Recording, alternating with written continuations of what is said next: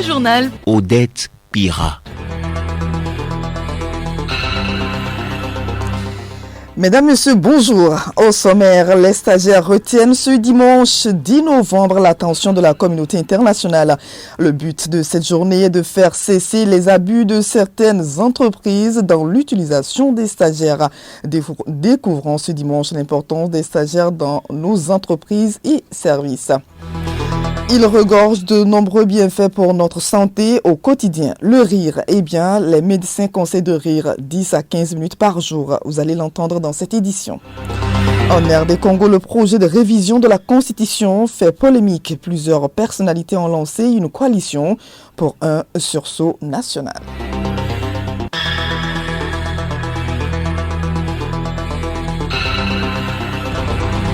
radiolomé.tg. Bienvenue à tous. Je le disais tantôt en titre, les stagiaires sont célébrés le 10 novembre de chaque année. En effet, ils apportent un regard nouveau et des idées innovantes pour les entreprises. Leur importance avec Nafara Noudar. La période de stage offre aux jeunes étudiants l'occasion de faire la pratique et de partager les connaissances. Pour ces jeunes étudiants, c'est une occasion de s'imprégner des réalités du monde professionnel, mais aussi d'apporter leur savoir-faire et savoir-être au service de l'entreprise. Selon moi, le stage est l'occasion d'apprendre, de se confronter au marché du travail, de mettre en pratique ce que nous avons appris à l'école. C'est aussi un complément par rapport à la formation que nous avons eue, ce qui nous facilitera l'apprentissage de nouvelles connaissances dans le domaine que nous avons choisi. Mon passage en tant que stagiaire à Radio Lomé a été une opportunité très enrichissante pour moi.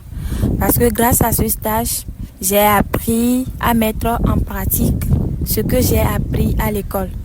Je connais ce qui se passe au quotidien dans la vie d'un professionnel. Un stage renforce ou nous permet de changer la vision que l'on a d'un métier. Car de nombreux étudiants peinent à trouver leur voie ou ce qu'ils veulent réellement faire comme métier. D'où l'importance de faire plusieurs stages pour mieux réaliser son projet professionnel.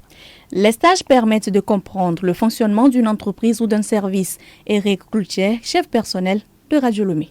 La présence des stagiaires à Radio Lomé permet de déceler un certain nombre d'informations ou d'imperfections ou bien de problèmes que nous-mêmes ne touchons pas du doigt. Et leur passage peut permettre de révéler un certain nombre de problèmes qu'ils ont constatés pour que nous puissions améliorer nos prestations. Les résultats sont mitigés. Certains sont là juste pour rédiger un document et obtenir le diplôme sans chercher à apprendre quelque chose de concret. La durée des stages est en général de 3 mois, renouvelable. Eric Cloutier. Pour ce qui concerne la durée des stages, il est préférable que ce soit limité à 3 mois, 2 ou 3 mois au maximum. Pourquoi? Parce que plus la durée du stage est longue, plus ça devient une routine, ou bien ça devient l'importance du stagiaire ne s'y prend pas tellement. Un stage est une première immersion qui permet non seulement d'apprendre, mais aussi de se construire un avenir en tant que professionnel. Le stage permet de prendre une longueur d'avance en découvrant son domaine de manière concrète. C'est un bien pour l'humanité et l'on ne peut que dédier une journée à tous les stagiaires. Nabara de stagiaire, Madame Adjete, elle est aujourd'hui secrétaire de direction, salariée depuis une dizaine d'années. Comme beaucoup de ses collègues, Madame Adjete avait repris les cours qu'elle avait abandonnés après son BEP. Objectif, obtenir le bac pour bonifier ses revenus. Comment avait-elle concilié, elle, mère de famille, secrétaire de plein exercice, ses cours et son foyer? Réponse dans ce dossier de Hervé Segbono. Non satisfaite de ses revenus en tant que secrétaire de direction, Madame Adjete Akole s'est résolue à reprendre les études pour relever son niveau. Je les avais repris juste après l'accouchement de mes enfants dans les années 2005.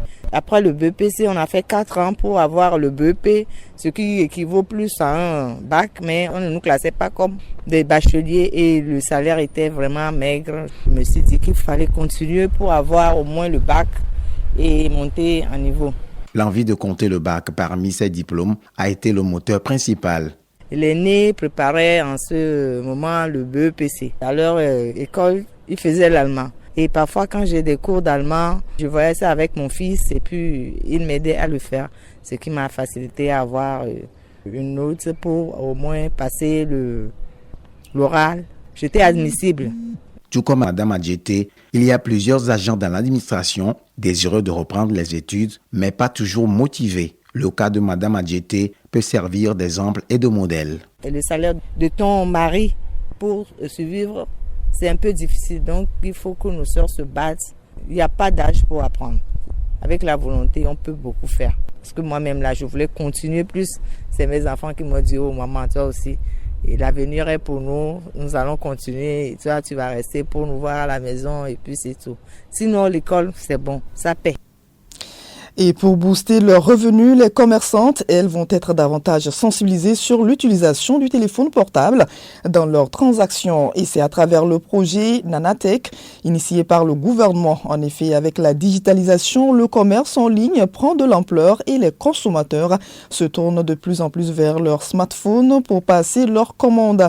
L'importance de l'association du numérique aux activités de revenus avec Edo Assignon. Le numérique joue de nos jours un rôle primordial dans la vulgarisation des activités de revenus, surtout chez les femmes. Mais beaucoup ne disposent pas d'informations sur son apport.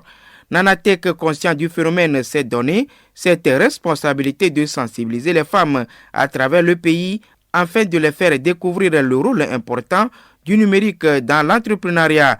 Après avoir suivi les formations dans ce sens, Yawavi Abla, togolaise calée dans la transformation des produits agricoles, reconnaît l'apport du numérique dans les activités de revenus. Aujourd'hui, seul, on ne peut pas se communiquer de ce qu'on fait sans le numérique. Donc, comment amener d'autres femmes à comprendre l'importance? Je suis arrivée à la maison, j'ai commencé à essayer. Je n'arrivais pas, j'ai appelé l'équipe. Comment commencer? Par où je vais toucher? On m'a accompagné jusqu'à ce que je suis en train de suivre le cours sur l'entrepreneuriat, le leadership. Le numérique aujourd'hui est une composante importante de l'entrepreneuriat féminin. Lamosté Roger, conseiller technique au ministère de l'économie numérique et de la transformation digitale. Le numérique est aujourd'hui au cœur de la transformation de la société togolaise. Le gouvernement veut en faire un outil d'inclusion sociale réussi et un outil de performance économique pour notre pays. Les femmes font plus de la moitié de la population togolaise et elles sont très dynamiques dans notre tissu économique et social. Il fallait donc aussi prendre en compte les femmes et leurs activités génératrices de revenus dans leur spécificité. C'est pour ça que ce projet Nanatech a été mis en place. Et la composante écosystème dont nous parlons aujourd'hui permet de regrouper les acteurs de l'écosystème qui accompagnent l'entrepreneuriat féminin au Togo. Mais pour que les femmes puissent s'intéresser véritablement au numérique, il serait mieux de revoir les coûts de la connexion selon Ayawavi Abla. Quelque chose est d'avoir la volonté de faire, mais est-ce qu'on dispose des moyens pour pouvoir le faire? Parce qu'au niveau des réseaux, il y a une réunion, bien il y a quelque chose à faire, il n'y a pas la connexion. Même s'il y a la connexion, ce souci est aussi de la cherté des moyens de communication. Je vois que le gouvernement va faire l'effort pour qu'il y ait des connexions sur toute l'étendue des territoires et diminuer un peu les moyens de communication, de rendre moins cher. Les téléphones portables sont aujourd'hui un moteur de croissance économique si on en fait un bon usage. Du commerce numérique, parlons santé à présent. La rubrique bien-être de ce dimanche traite du rire. Un réflexe naturel facile à faire. Pour ses nombreux bienfaits, les médecins nous conseillent de rire. Bénédicte Kanda. Le rire est souvent associé à la joie, au bonheur et à la détente. Et de manière insoupçonnée, il apporte de nombreux bienfaits et il est excellent pour l'organisme. Écoutez plutôt l'avis d'une experte. En riant, vous sollicitez plus de 400 muscles. Les zygomatiques, c'est-à-dire les muscles des pommettes, les muscles faciaux, le diaphragme et les muscles thoraciques. Donc, lorsque nous rions, le cou, les bras et le bas-ventre se détendent en profondeur. Et puis, plus l'onde du rire se propage, plus les muscles sont relâchés de la tête aux pieds. Le rire est donc associé à un son, mais aussi à des gestes. C'est pour ça qu'il y a ceux qui rient en tapant des mains, ceux qui tapent les autres quand ils rient ou ceux qui courent dans tous les sens et se mettent à sauter. Lorsqu'on rit, on offre un vrai massage à notre corps. Ça soulage la douleur et diminue la tension musculaire. Nous retrouvons notre experte. Le rire augmente les morphines naturelles et c'est même très bon pour la digestion. Ça lutte contre la constipation.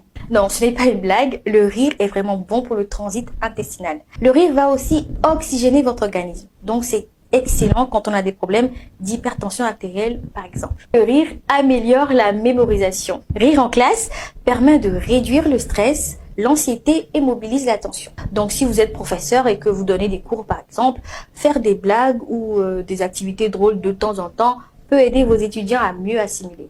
Le rire est également un facteur de sociabilisation. Plus d'une fois, nous avons commencé à rire simplement parce que quelqu'un le faisait, de manière contagieuse. Donc, en fait, on transmet une information qu'on ne pourrait pas mieux décrire avec des mots. Le rire est aussi une âme de séduction massive, parce qu'on ne résiste pas souvent au charme d'une personne qui nous fait rire.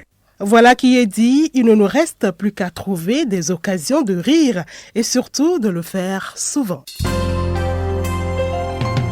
Le journal Odette Pira.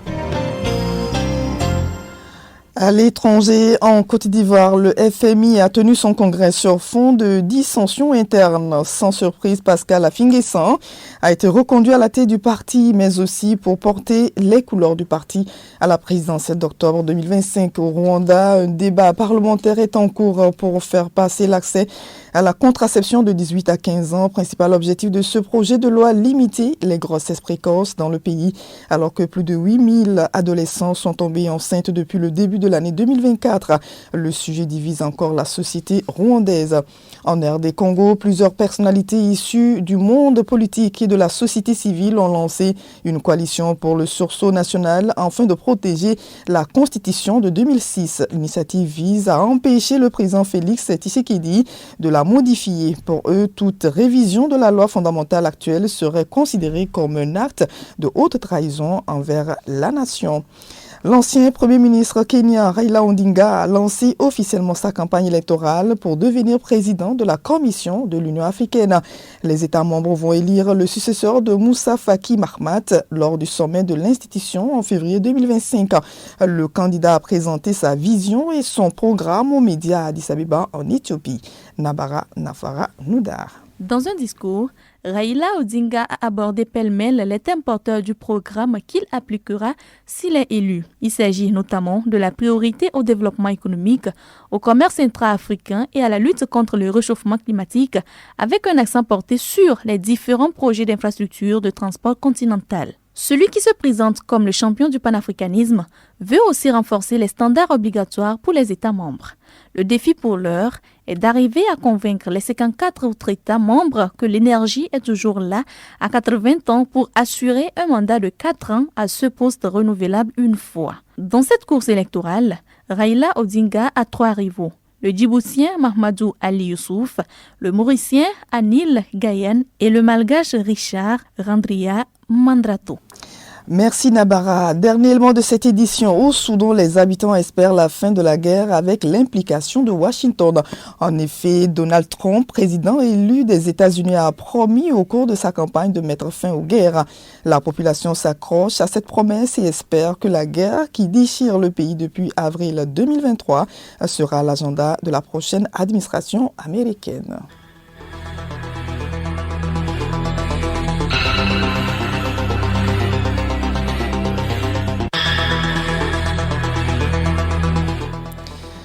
C'est sur cette brève que se referme cette édition. Retenez pour essentiel que les stagiaires retiennent ce dimanche 10 novembre l'attention de la communauté internationale. Le but de cette journée est de faire cesser les abus de certaines entreprises dans l'utilisation des stagiaires. Vous avez découvert dans cette édition l'importance des stagiaires dans nos entreprises et services.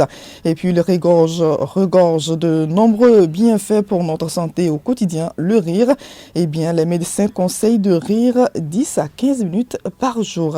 Bon dimanche à toutes et à tous.